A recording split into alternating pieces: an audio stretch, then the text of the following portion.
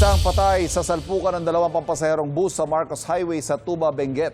Kinumpirma yan ng Victory Liner na may-ari ng parehong bus.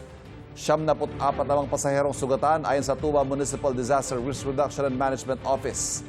Batay sa investigasyon na wala numano ng preno sa kurbadang daan ang ordinary bus ng makasalpukan ang air-conditioned bus.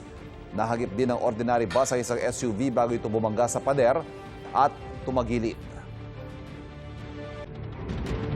Sa initial na investigasyon po natin, sir, is ang claim ng yung isang bus is nawalan siya ng preno, which is i-confirm naman natin sa ginagawa nating investigasyon. So, sasama namin sa investigation, sir, kasi ang capacity ng bus natin is 68. Sa initial investigation natin is 87 ang sakay po niya, sir. Humingi ng pasensya ang Victory Liner sa mga apektadong pasahero at kanilang mga pamilya. Nagsasagawa na rin sila ng internal investigation at nakikipagtulungan sa mga otoridad na nakatutok sa aksidente.